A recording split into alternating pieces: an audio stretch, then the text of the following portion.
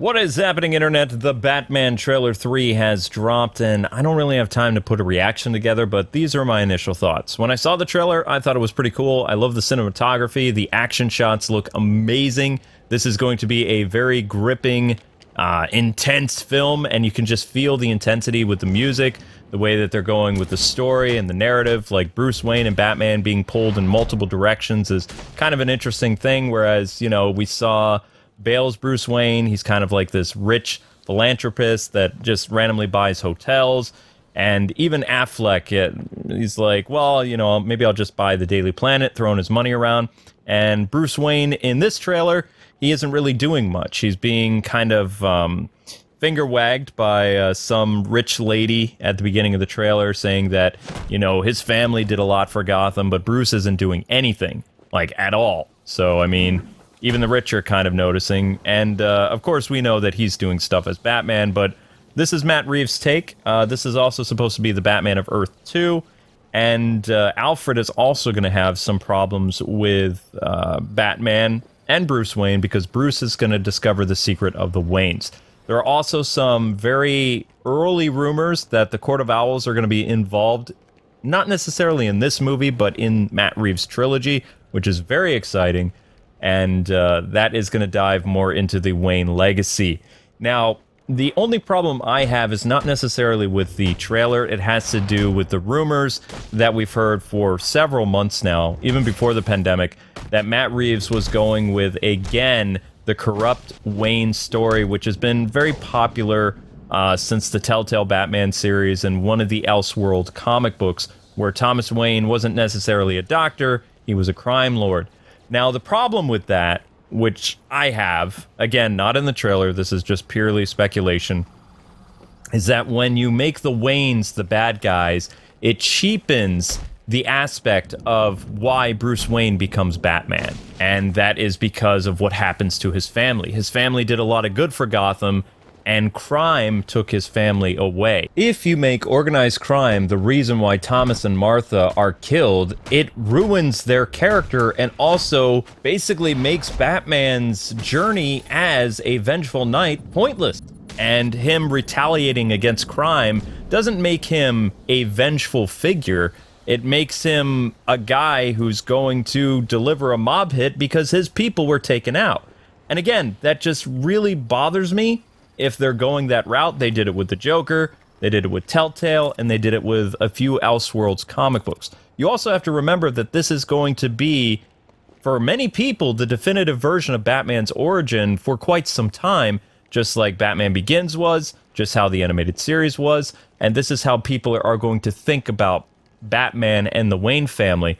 And it does kind of match with the politically charged climate that we're in right now, where if you're a rich person, you can't be trusted, which is kind of how they play up society now, you know, to make the villains not necessarily rival governments, but people that are on the higher social ladder. And we know that the Waynes were actually good people, and they were killed because they were good people. If they're killed because they were bad guys, yeah, that's not going to sit well with me. What I do like with the trailer, though, and we'll talk about that in future videos, because I'm pretty sure I'm right about what direction they're going, and it's kind of sad that they're doing that. But one of the things I do really enjoy about this film, aside from like all the action and stuff that we're going to see, and just the different shots of the Batmobile and Batman's fighting abilities, which is very Muay Thai and very heavy-hitted, not so much like, you know, Ben Affleck's very brutal Batman.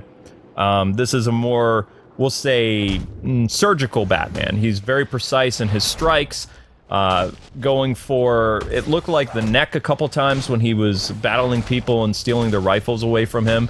You know, more surgical than Ben Affleck's brutality, which either works. They could both be Arkham Batman, you know, I'm totally fine with that. Although I see a lot of Telltale's Batman in, you know, Pattinson's The Bat. But I like that this trailer is called The Bat and the Cat, because they're really putting an emphasis on Catwoman.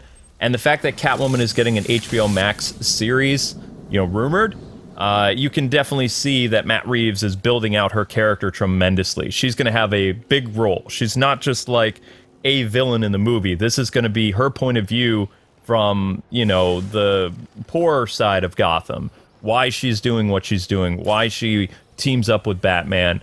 And of course, Batman is going to have multiple points of view. Bruce Wayne's point of view, where he's kind of aloof and he doesn't want to be bothered, left alone by society, and society's trying to pull him back into the world of the upper class.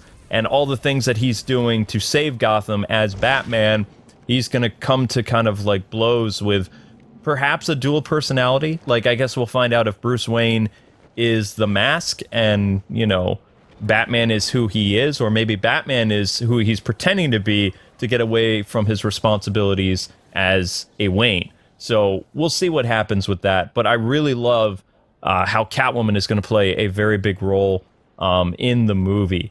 Now, we've known for some time that Riddler knows the identity of Batman. That's not really a big deal. I've seen some people wiling out on Twitter. They don't really agree with that, but it is what it is.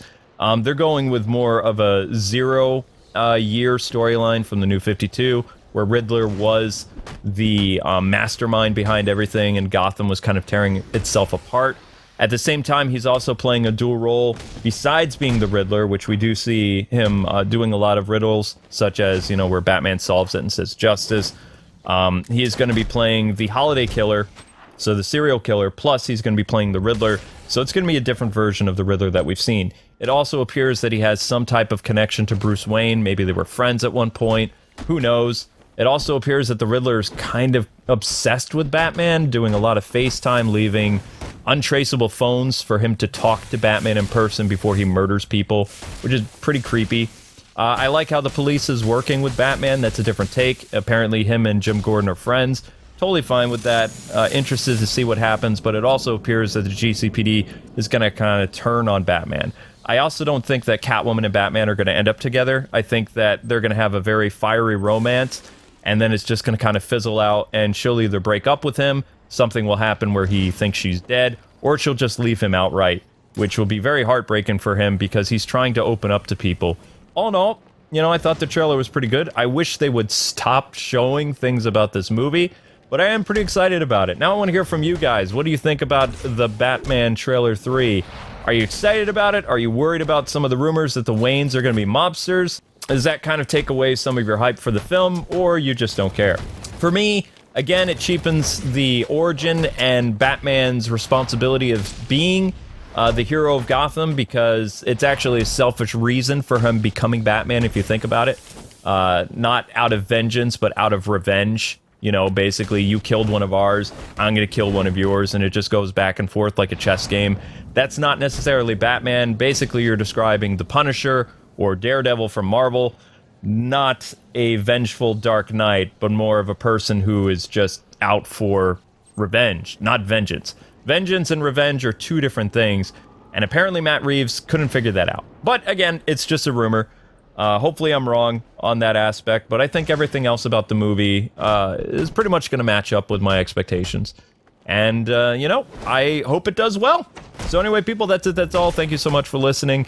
I hope you enjoyed the Arkham Origins gameplay. If you want to see more Arkham Origins, you can check out my live streams, which are happening over on K-Wings Let's Play, celebrating Christmas time, because Batman Arkham Origins is a Christmas game, full-blown Christmas game. Starts Christmas Eve, ends very early Christmas morning, probably around like 4 or 5 a.m. Very reminiscent to Christmas with the Joker, in a sense that that episode took place from Christmas Eve until Christmas morning. And it's a very dark, twisted take of the introduction of the Joker. But, yeah, thanks for watching, people. Smash that like button, share this video with a friend. And I have a lot of cool Batman stuff coming in 2022. And a ton of content that is going to spam your inbox once Gotham Knights finally arrives. And hopefully it will. Anyway, people, God bless and happy gaming. Thanks so much for watching, Gothamites. And I will see you next time. Bye-bye.